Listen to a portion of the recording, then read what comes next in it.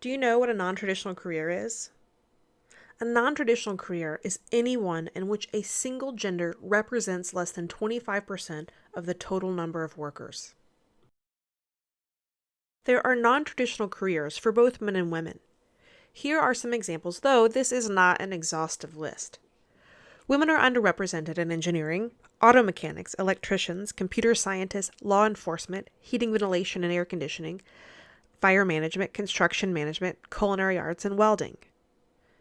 Men are underrepresented in massage therapy, nursing, early childhood education, cosmetology, dental hygienists, and bookkeeping. One of the root causes for why people don't pursue and persist in non traditional pathways is a lack of role models. This is related to self efficacy, the belief one has in their ability to complete a task. One of the sources of self efficacy is vicarious experiences or the observation of models. Seeing someone perform a task or meeting someone who looks like them, who's in a career or pathway, can over time increase someone's belief that they can do a task and increase a sense of belonging. In this series, I interview people who have pursued careers in non traditional pathways. I hope that you will be inspired by their stories. All right, Chanceé Lundy, thank you so much for joining me. It's a pleasure to have you here talking about your career path. We've known each other for a really long time. I think now from our early 20s, working at Texas Instruments together. And it's been a real joy to watch your career trajectory as an entrepreneur and just doing so many really wonderful things. And so to start us off, just tell us a little bit about yourself, your career path, and where you are today. Thank you so much for giving me this opportunity to talk to you, to tell you a little bit about my career path or about how I even chose a career. I'm a small town girl, originally from Selma, Alabama. I went to school for engineering, but I did not know an engineer when I was growing up. It sounded like a really fun word. Growing up, I really loved math and science, but I also loved history, PE, anything that kept me at school. I saw school as a place that was my refuge. I grew up in a house with a lot of people. At one point, I think there were about 13 people in my house that my grandmother was raising me in. And sometimes there was a lot of trouble and issues. Like I had a brother on drugs, and, home just felt like a very tumultuous place. So I always tried to find something to do at school. And, when I started high school, I actually was someone who was getting in a little bit of trouble. But then I had a moment with myself, an epiphany where I felt like there was a very thin line between success and failure. And I could either go down this path that so many other people that I've seen go down that dropped out of school and did other things, or I could figure out like how can I be this curse breaker, this generate change a generation in my family. And so I chose the latter to change generations. So I turned around, I started making really good grades. Well, I always really made good grades, even when I was getting in trouble. But I also decided one day I saw a flyer for a minority introduction to engineering program at Auburn University. And I decided, hey, I can go away for a whole week. In the summertime, this sounds fun, and it's all expenses paid. So I went to Auburn University, found out more about engineering, and then I told myself, you know what? You want to be a lawyer. You don't want to be an engineer. So I went to school saying that I was majoring in political science. I got to college and didn't take not one class in political science. So as you can see, I had a very meandering path. And sometimes we don't know what it is that we want to do, and we're limited by the exposure that we have. I ended up changing my major to environmental science, mainly because there was this intersection of politics and the sciences, and I found out about environmental justice issues. And this was long before people were talking about sustainability or climate change. It wasn't that long ago, but it was 20 years, more than 20 years ago. And so people weren't talking about climate change and stuff like that. So I got a chance to really find out about how our environment was, how the environment or pollution being caused by industries were impacting communities of color, specifically Black and Brown communities, and people were dying of cancer. So that kind of led me on a journey, and I ended up leaving Alabama A&M University after I got my bachelor's degree and going to Florida State to get my master's in civil engineering with an environmental concentration. And so for me, a school sometimes was challenging as a first generation college student, and I was sometimes I say the only Black person, the only female, the only American, even in some of my coursework as an engineer. And so it was a little bit difficult, but after 3 years, I graduated and I got my first job, as Megan said, at Texas Instruments. And working at Texas Instruments gave me a lot of experience working in air quality. I'm also working in manufacturing and just learning how to do environmental work for a manufacturing operation. I learned so much, but after a few years, I realized that I wanted to be a little bit more hands-on with community. So me and a friend who also had a background in civil engineering and urban planning, we started our own firm. So we started a company called Nspiregreen, and we did state and local government contracting, really working with communities on infrastructure projects that would impact them. For 11 years, we did that work from the Washington, D.C. area, and even had a chance to work on a few international projects. And after 11 years, and at the end of 2020, we sold our business. We sold our business to another firm who was really carrying out that legacy. And right now, I'm in my in between creative phase. So this has given me an opportunity to all those ideas I had while I was busy running a company, being a mother, and a wife. Like now, I at least don't have the company stuff on my plate. And so I have another company, but it's just me doing creative stuff. So I'm republishing books. I've created a game. I'm helping people do some of the things that they like to do. So I do some little small consulting work, but mostly I'm just trying to explore my creative side before I get tied down into something really, really serious. So I hope that I know that was pretty long, but that's my No, it's journey and how wonderful. I got where I am today. You've reminded me, I think maybe taught me some new things about your path I didn't know. Because I was questioning there. I was like, well, how did she end up in a semiconductor company? But you described that you were working for air quality. So, the one of the goals of this conversation was to talk about what it's like to be a woman going into a non-traditional career and pathway. And so you've got a couple of examples of one, working with an engineering, but also as an entrepreneur going after like government grants, right? Both of those are places where women are underrepresented, and especially people of color as well. So share a little bit about your experience from that perspective within these worlds. So yeah, I definitely have a lot of experience from a government contracting perspective, because what you do often is you go to proposal meetings and you meet with people to introduce your company, to talk about your qualifications, your services, or to find out about new business that is coming out that you can apply for. And oftentimes, in going to those meetings, I would be mistaken for the person who does business development, the executive assistant, or even though I have an engineering background, be relegated to roles on projects that are very subpar and menial, just to say that, oh, we gave this work to a woman or a Black person so they can meet goals.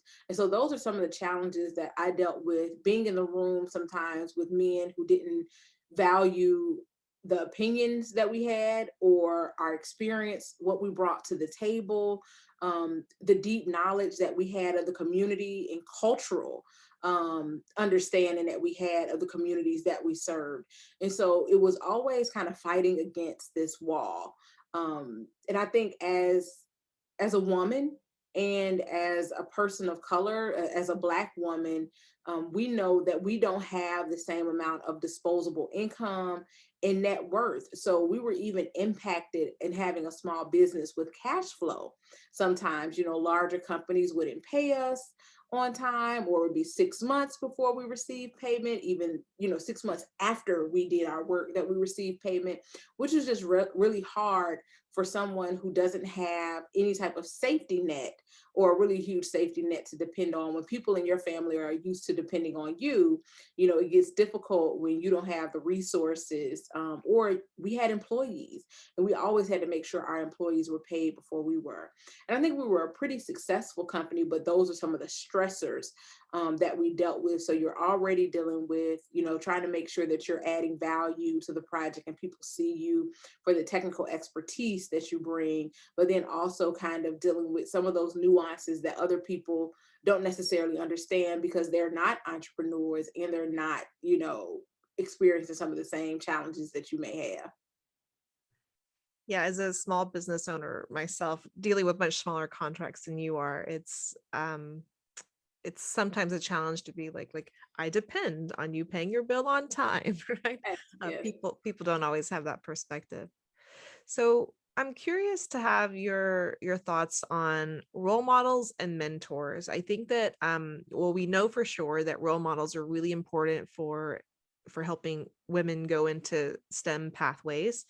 But also this idea of mentors. And actually, I think that's how we met. We met through a mentor, Tegwin, right? I think so. Yes. Maybe. I'm not really sure, but the idea of teaching students to go and ask for mentorship, to go and to seek people to help them, is sometimes something that people are really afraid of. So just talk a little bit about role models and mentors and how to seek out people to help you in your journey. So first, before I forget to say it, one of the things I say about mentors, anyone that you're seeking advice from, even friends, is like chew the meat and throw away the bones.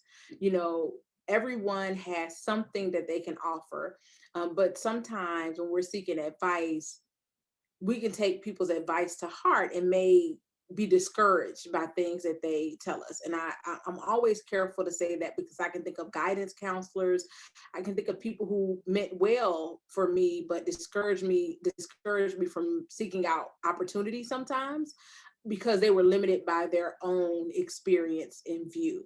So I want to say that first. Second, I do think having mentors are important, and you don't have to have mentors just in your field. I think it's important to have different types of mentors. I have different types of mentors. I have mentors that are my life mentors. Like, I need to tell you what's going on in life today and how I navigate this situation. And then I have business mentors, like people who also had the experience of operating a business and can tell me how to get through some of the challenges that I experienced in business. But also having people in my profession who can guide me and tell me these are the right organizations. This is how you should handle this challenge on a job. I think that, seeking out people who you admire, who you respect, who have the time to give to you, because I think mentoring is a two-way street. From anyone that I've mentored, I found that I've learned so much from my mentees, if you will, than I ever feel like I'm really giving to them. And I think that, it's always important to have people to bounce ideas and thoughts and to kind of commiserate with sometimes. When you have challenges, you can be feeling really down or depressed or like nobody's gone through this before. And there is nothing new under the sun. There is someone else who's experienced what you are experiencing. Um, and I'm always careful sometimes because we often sometimes will go towards the people who are really popular or we think are, who have the accolades. And sometimes those people may not be the best people to mentor you.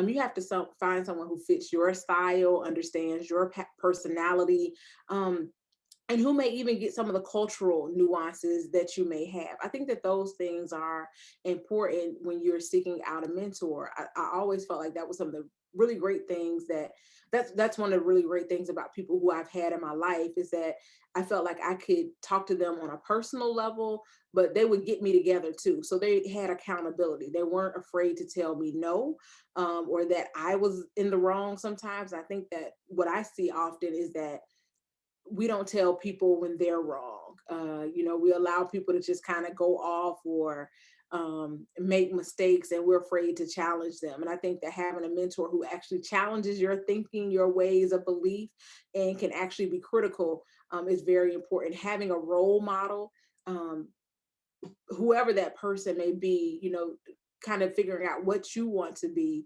and who is someone who exemplifies that. And that doesn't mean that's always the person who has 3 or 4 degrees. There may be characteristics that you see in someone that you want to be like. There are people in your life, even family members sometimes, that you may look up to as role models, or friends or teachers that you see as role models. And that doesn't necessarily mean that you want to be in their profession, but you like the characteristics about them, and those are the things that you aspire to. Yeah, I really appreciate what you said to start with. And I've never thought to give this as a tip, but as I've read more about the coaching literature, and when I reflect on the people who've been the best mentors to me, they're the people who don't give me advice, right? They're the people who ask questions. And I've tried to adopt this. Somebody just last week messaged me and says, Megan, I need your advice. Should I take this job or that job? And I was like, okay, I was never going to That's a tell big her, decision. right? Like, Yeah. I just ask her questions because she knew what she wanted to do. But what was holding her back is someone told her, you should not take that opportunity because insert XYZ. And so she was so like just hampered by that. And so, what I would advise students based on what you just said is to, instead of asking for advice, ask people, could you help me talk through this Yes. choice, right? And then people can offer their perspective. I think it's a really great perspective. Um, I we do know that, role models are important when we feel like we lack confidence or the self-efficacy to do something, that there's tremendous value in saying, let me go find someone who's done this Mhm. and just hang out with them a little bit, because whether it's in a meeting, like a one-on-one, or just in any kind of environment, because you can absorb some of their experience. I also look at this as sort of social capital. There's a lot of things that, based on your upbringing, you may not know or have had experience. So could you give a specific example, maybe around how you sought someone in that kind of capacity, who you're like, I need to know a little bit more about this, who's somebody I can connect with, and that gave you the confidence to pursue something that you had in mind? Is that question kind of clear? The question is clear. Okay. I'll say 2 things. One, I'm a self-starter. So, and I know many people are not, but once I set my mind to something, I usually go after it. Like when I decided that I was going to college, because me applying to colleges, even applying for scholarships to college, was all me. It was all me. Like I didn't have a parent saying you need to get this application in by this deadline. I didn't have anyone saying this scholarships. I think that my grandmother would have been perfectly happy if I worked down the street at the store, as long as I stayed out of trouble. But for me, it was like, you need to do something different. And so it was like, I need to get away from here. So I just had that. And I know that that's not everybody's, that's not everybody's path. But I will also say I have encountered challenges in my leadership, as a manager of people and leading a company, where I've had to call on mentors before, both who worked in one who worked in corporate America, to talk about just management and challenges that I was having with employees who I know they had been there before and could coach me around that. And also just even in starting the business and knowing which direction to go, because I didn't have an example of entrepreneurship in my family either. No one that I knew was an entrepreneur and worked at a business. For folks in my family, it was like, if you get this job, or how did you leave that good corporate job that you had? It was like, why would you do that? Like, so they felt like you had a good job. You got a good government job, or this good whatever job, insert job A, you should not be leaving that job. So taking the step out to decide I'm going to do something on my own, that was very challenging. And so I had to seek out people who, like I sought out another African American man who had an engineering firm, had been in business for 20 years. So that's someone who had sustained a practice. So I needed to know the ropes from him as much as I could learn from him, and just kind of ask about some of the pitfalls that I should avoid, and like how had things changed over the years, and if my expectations were realistic or not. Well, thank you. Before I ask my next question, I do want to tell you that you were a role model for me when I was really trying to build the courage to start my own business. I was like, Chanceé's done it. I can do it. Thank So you. you're a role model. So my next question is about goals and failure, and I want to have you talk about them in tandem. So one, the sort of importance of setting goals and maybe how you set goals, but also how do you deal with failure along the way, and then sort of accepting that as part of the process towards reaching your goals. Whew. I don't know where to start. Do I start from when I was 5 years old? Let me start. So, uh, setting goals. I think it's important to set goals because you don't know.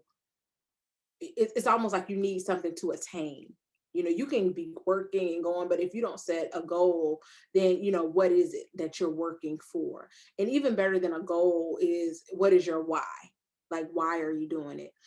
So for me, I set revenue goals that sometimes I miss, but it gave me something to reach for.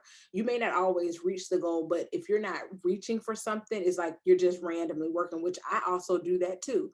Sometimes I'm just very random, like, oh, let me do this. But if I put something in my mind and say, okay, by this date, or I want to do X number of sales, or I want to close this many contracts, then at least I have something in my mind so I can almost check it off as I'm doing it.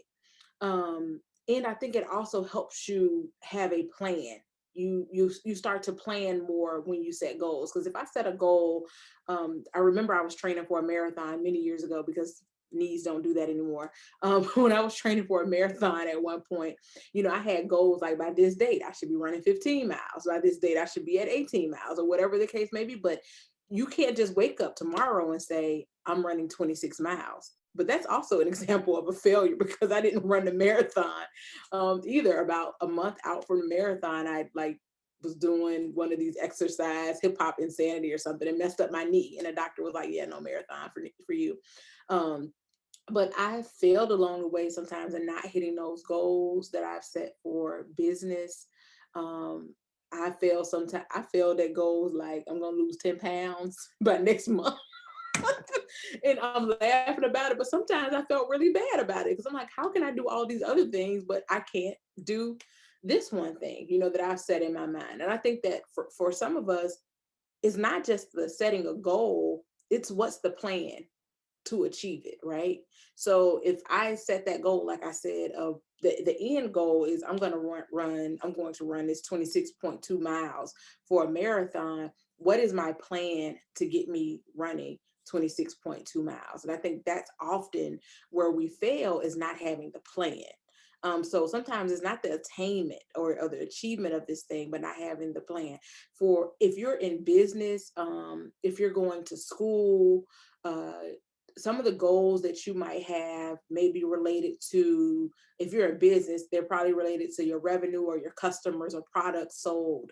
And sometimes you don't achieve that, but they also may be related to, I need to have this revenue so that I can stay in business. We just went through, I mean, we're still in the midst of a global pandemic, and so many people had to close their doors.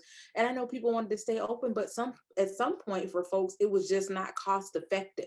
They couldn't feed their families on, one day I'll be able to open back up again. And so that's an example of where they may personally feel like a failure, but it's something that really is out of their control. Like, none of us have control over this pandemic. But it's also about knowing when to pivot too. So with some of the things we do, some of the things, like with our goal setting, it's like, how can I pivot? How can I change course or direction so that I can either reach that goal or set a goal that I know I can attain? I used to follow this theory in weight loss. I'm just going to use as an example. One of my friends told me, like, why do you try to set a goal like, I'm going to lose 20 pounds? Because that seems like a big number, right? Say I'm going to lose a pound this week. And so, if you lose a pound each week, then you have something to celebrate at the end of the week. When you have these big goals out there, sometimes you need to set smaller goals. So as you achieve those things, you know that you're climbing a staircase, you're going on your journey of meeting your goals. So I would ask anyone to approach it, your goal setting, from that standpoint, so that if you miss along the way, it's okay, but you can get back up and start over again. Thanks. So I have two sort of final questions. Is one, I want to offer you the chance to just sort of any final advice for high school students or people who are in college or any kind of transitional place or where they're trying to figure out a career, considering going into something that's non-traditional for their gender. And Mhm. then after that, I want to give you a chance to plug the book, that your book for high school girls. So Great. So this is what I would say. I believe that you should do the things that you love, and you shouldn't be steered by who is in that marketplace. Like, I liked math and science, so I knew that I wanted to do something hands-on with math and science. Had I taken an auto mechanics class, I probably would be an auto mechanic, because I also just like the idea of working on cars. I remember getting a car in college, and it was like I was always trying to pour oil in my car, just because I just wanted to lift up the hood and do something under the hood with my car. So if someone had ever steered me towards that, I would probably have the best auto mechanic shop, in Washington, D.C. So I think that one of the things you have to think about is what your goals are in life. Like, what is it that you want to be? Not even that what you want to be, but what do you want your impact to be, or your service to be in the world? And you can do that through your profession, whatever that is, whether it's engineering, whether it's in a technical education field, whether it's in nursing, whatever that non-traditional field, whatever the field is. Don't be steered by who's already working in it and how hard you may think that it is, because oftentimes people put their own insecurities or lack of confidence on you. So you have to try things for yourself, so that you'll know that it's something that you want to do and that you like. I see so many, like, for example, I have friends who are male teachers, which seems like, and that I'm talking about at the elementary school level. I didn't have any male teachers when I was in elementary school, but I have friends who do work in elementary school, Black males, and they actually absolutely love it. They love it. So you don't let anyone else steer you. And I try not to even look at posters sometimes. Sometimes I can look at a poster and say, like, look at the examples they're using on these posters, to show people who are in this field. You can do it too. You just need to set your goals, set your plan, and say, this is what I want to do, and I'm going to pursue it no matter who else is doing it. thank you. Okay, so tell us about your book and your Oh, goal for 10,000 this year. yes. So a few years ago, I wrote a book for high school aged girls. And the name of the book is It's Just High School: Inspiring Reflections of the Beauty, Pain, and Pressure of High School Life. This is an anthology, and that means there are multiple writers of this book. So I brought a group of 18 women together to share our experiences from high school. When you're in high school and you go through some stuff, sometimes it feels like this is the end of the world. Like, I can give you an example. Like, when my boyfriend, my senior year in high school, we broke up and we didn't go to prom together, I thought that I was going to die. Like, it was the end of the world for me. But however old I am now, it was a long time ago. It's just a phase. Like, high school really is just a phase. And in this, people share real, raw, relatable stories of things that happened to them, everything from abuse to dropping out of school, just in how they were able to triumph and become successful women. And so my goal this year is to get this book into the hands of 10,000 high school aged girls. And you can purchase the book. And I also published a companion journal to go with it at www.itsjusthighschoolbook.com. And so I would love to know what you think of it. I'd love to have your support. And if you don't know someone in high school or who needs it, you can even choose to donate, and I'll donate a book to a high school age girl or to an organization on your behalf that serves girls. So that's just one of the things, in addition to being an engineer and doing all this other stuff, business owner. This is one of those things I put out in the universe because from the stories I've heard from people who've read it, they have really been impacted and has been transformative for them. So thank you for allowing me to plug that. Yeah. Anything else you want to share? Any other projects that you're working on that would be beneficial to? You the know what? audience? Right now, oh, and I also teach people who want to get into government contracting. So if you want to find more out about that, you can go to my website, which is chancee.com, CHANCEE.com. So, what I really want to share with you all today is I know that sometimes, like I said before, we are limited by what we see and what we see around us. But I would encourage you to open your eyes to the world around you and know that the world truly is your oyster. You can be whatever you want to be with hard work, some determination, and some stick to itiveness. You can be whatever you want to be. So thank you for giving me this opportunity. So I also have a nonprofit that I started called Destination Liberation. And before I tell you exactly what it is, I'll tell you a little bit about what the impetus for starting Destination Liberation. When I was 20 years old, I took my first trip out of the United States. I went to Mali, West Africa, and it was eye-opening to me to travel outside of the country, one, to be on an airplane that long, but just to see people of different cultures, to be in another country and experience different food. And I realized how many people lack that exposure. As I've gotten older and had a chance to interact with many peers in college and at work, I realized that's something that I missed out on, because there were people who they took family vacations every year. And I realized that it's something that many people in my community couldn't take part in the conversation because it's not something that we did. And so I started an organization called Destination Liberation.